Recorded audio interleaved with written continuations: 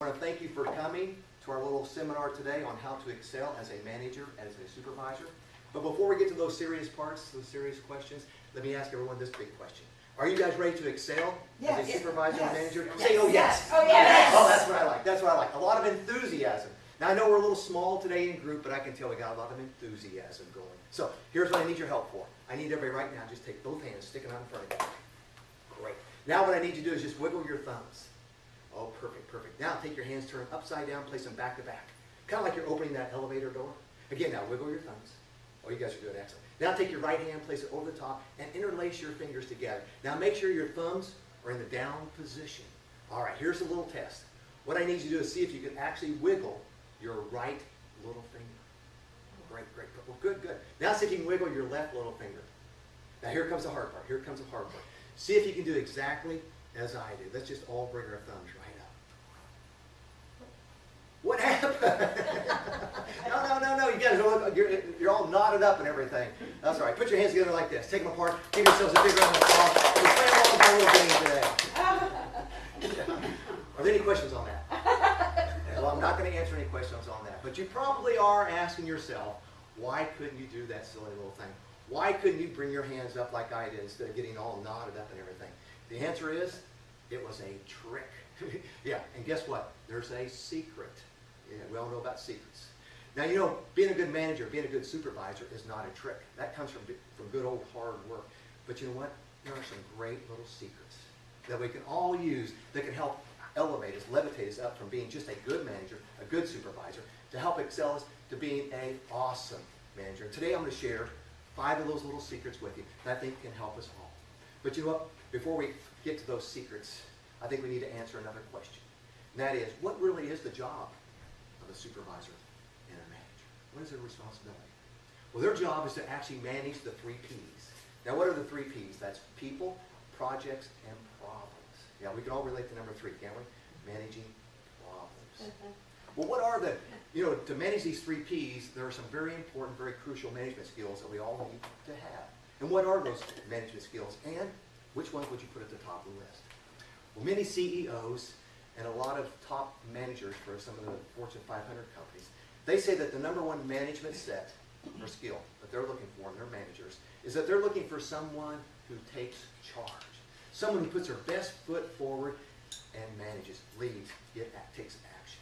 That's what a good supervisor does. That's what a take charge person does. Now, a take charge person is someone who's forceful and knows how to be forceful.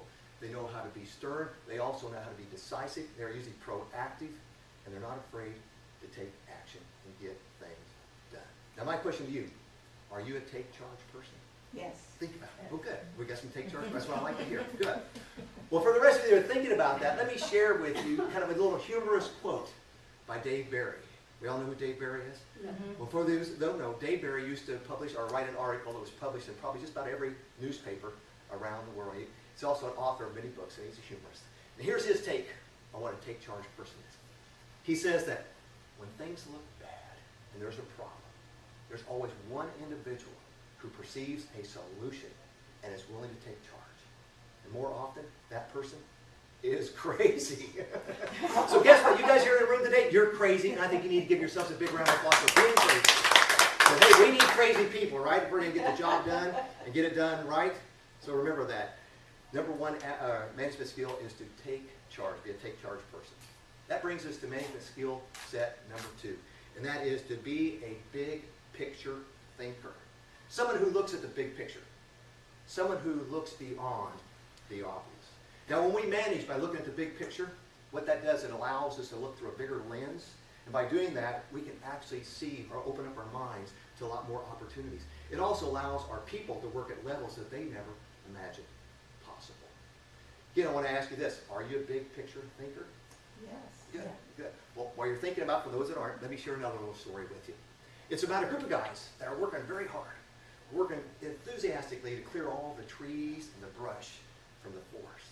Until all of a sudden, one day, one of them decides he's going to climb a nearby peak so he can get a broader view of the landscape.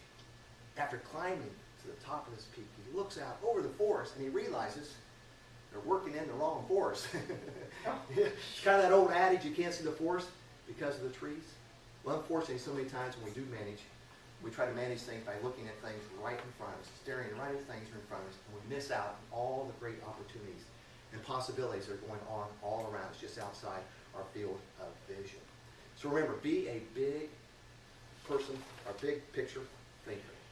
Brings us to skill set number 3, and that is be a clear communicator.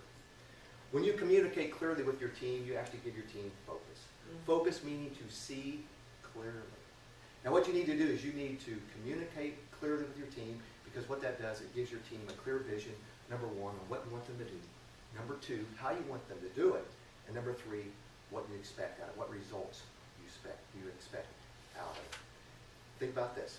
If you want your team to reach their goals, to hit their target, to achieve greatness, then you got to make sure that their eyes are open, number 1. You got to make sure that they are concentrating. You also have to make sure that they have a crystal clear idea of what the goal is. Because remember, you can't hit a target if you can't see it. So simply put, keep your team focused and informed, because that will save you countless hours of frustration. Your team will also grumble less. They'll work harder for you. You'll spend less time on correcting mistakes, and you'll spend more time on getting the job done right. So remember, skill set number 3 is be a clear communicator.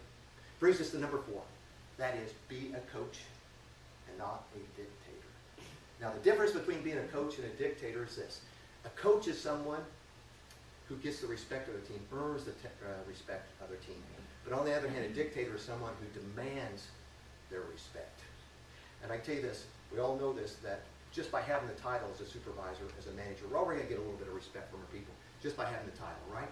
But if you really want to lead your team to greatness, have them accomplish the goals that you set out for them, it's going to take more than a title, isn't it? It's going to take true respect. And the only way to get that is to earn that. Also, by being a coach, you're also their teacher. You're their trainer. You're the one that shows them how to do it, how you expect it to be done. And that's how you actually earn the respect. Now, one of my passions lately is that I'm a certified group fitness instructor for LA Fitness. Now, one of my jobs, one of my responsibilities is to lead the team, lead the group. And typically how I do that, I'm at the front of the room. I'm leading everyone through the exercise and show them how they're supposed to be done. And once I feel comfortable with that, then it allows me to go out and be a part of them, to actually coach them, to be able to observe what they're doing, to correct when I need to, but also to give praise when praise is due. Now, we all know the rule about praising someone.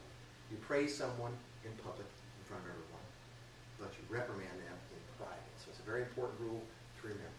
So remember this, be a coach, not a dictator. That brings us to the last management skill I think is probably one of the most important ones.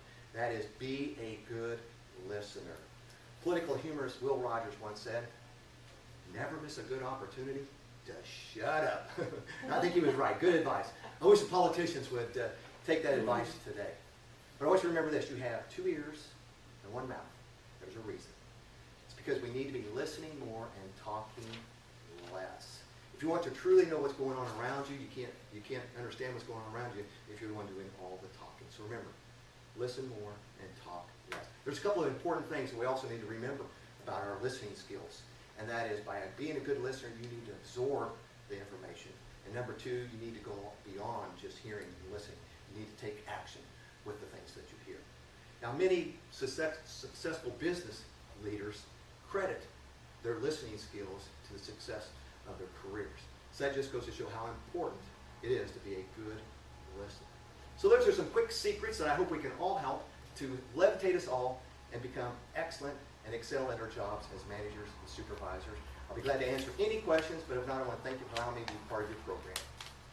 Thank you, everyone.